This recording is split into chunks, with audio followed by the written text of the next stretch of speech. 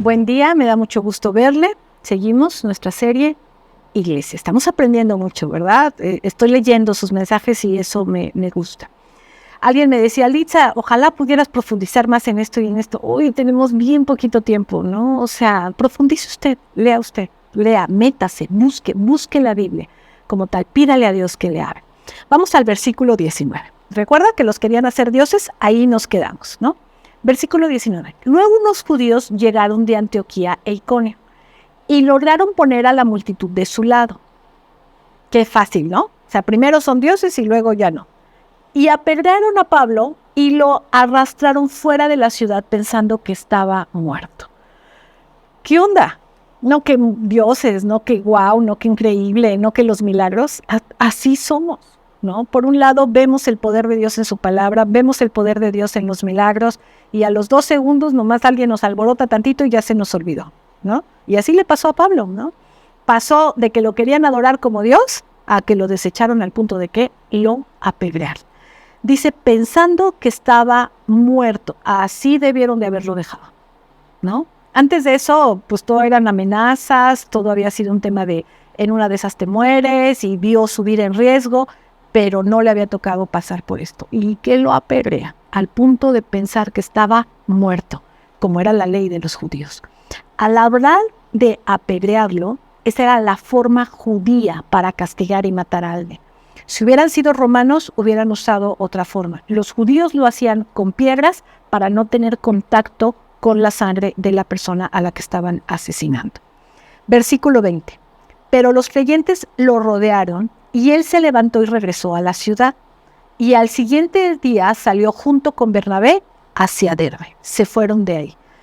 Versículo 21.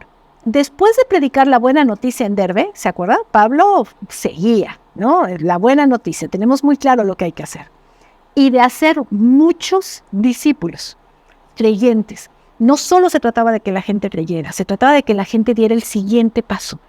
Creer, pues no es tan difícil. Y para nosotros mexicanos, latinos, pues no, de alguna forma tenemos una idiosincrasia, una cultura, conocemos el nombre de Jesucristo.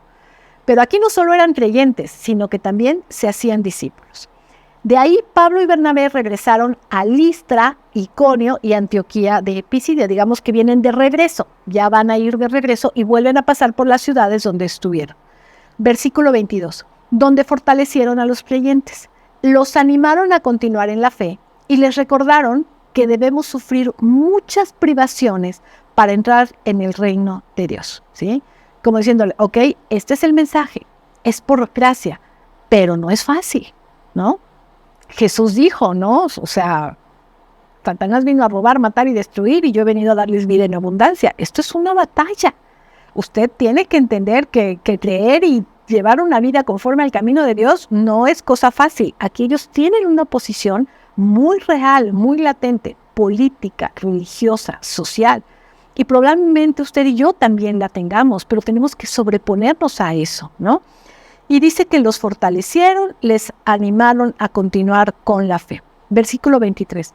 Pablo y Bernabé también nombraron ancianos en cada iglesia, con oración y ayuno, encomendando a los ancianos al cuidado del Señor en quien habían puesto su confianza.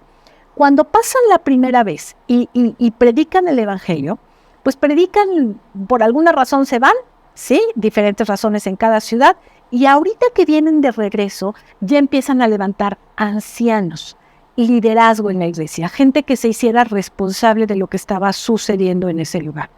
¿Cómo los levantaron? Así de, ay, tú me caes bien y tú pareces ser buena onda. No, oraron y ayunaron. Versículo 24. Luego atravesaron nuevamente Pisidia y llegaron a Panfilia.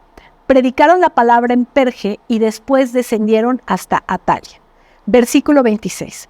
Por último, regresaron en barco a Antioquía de Siria, donde habían iniciado su viaje. Recuerda, ahí empezó todo.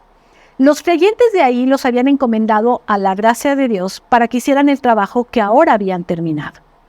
Una vez que llegaron a Antioquía, reunieron a la iglesia, reúnen a todos y les informaron todo lo que Dios había hecho por medio de ellos y cómo Dios también había abierto la puerta de la fe a los gentiles y se quedaron allí con los creyentes por mucho tiempo.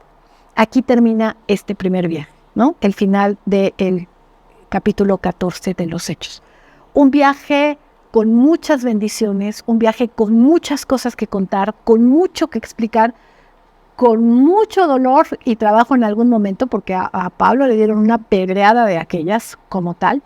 Perdieron a Juan Marcos en el camino. Juan Marcos se regresa, decide no seguir con ellos, y ellos con oración, con ayuno, aún deciden levantar gente que se quede al frente de los pequeños grupos que armaron. Y así es como empiezan a surgir las iglesias en todas estas regiones. Interesantísima la historia. Esa es nuestra historia, esa es su historia. Así nace la iglesia. Es importante que usted y yo lo tengamos presente. Es importante que usted y yo podamos sentirnos orgullosos de nuestros héroes de la fe. Hoy le estoy hablando de Pablo, de Bernabé, de Pedro, de Santiago, ¿no? Santiago al que decapitaron, etcétera.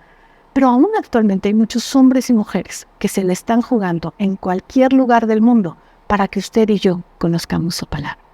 Nos vemos mañana. Que Dios le bendiga.